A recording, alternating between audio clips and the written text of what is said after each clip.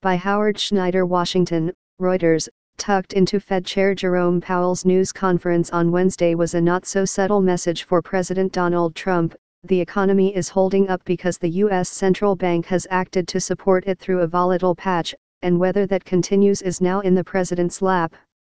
In a buck stops over there now performance, Powell indicated that the Fed's 2 rate cuts this year are likely adequate as insurance against the rising global risks posed by Trump's whipsaw trade negotiations with China, and that going forward the Fed sees little need to move unless those risks materialize in the form of weaker U.S. economic data.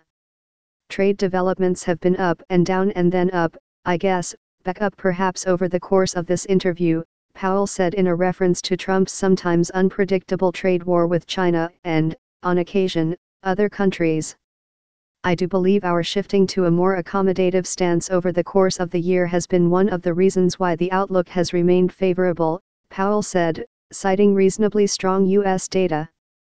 Going forward we are going to be highly data-dependent in deciding on further rate moves.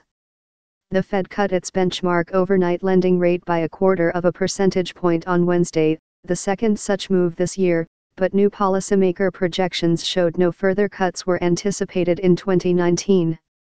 The comments continue a subtle push back by Powell against a chief executive who has used personal insults and a steady stream of Twitter invective to demand the Fed slash rates to recession levels and take other out-of-the-norm steps to boost the economy.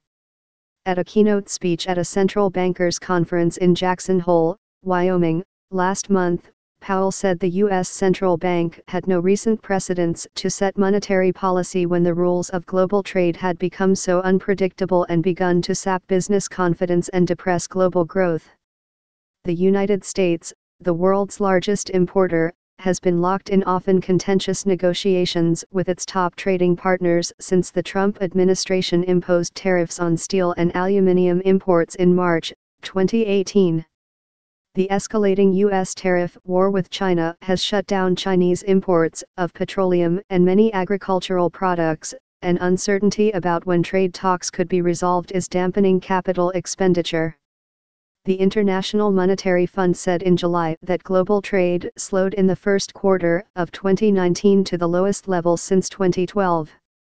Tariffs applied in the U.S. China trade war could shave 0.5% off global economic growth in 2020, the IMF said. Whether that starts to affect a still relatively optimistic Fed outlook will depend mightily on whether Trump's trade talks with China end on a note that restores what the Fed said is weakened business investment, or leave the world stalled and guessing. It is an unusual situation, Powell said. The U.S. economy in itself is strong. The difference here is we have significant risks that elected officials will have to manage. Reporting by Howard Schneider, additional reporting by Heather Timmons, editing by Paul Sameo.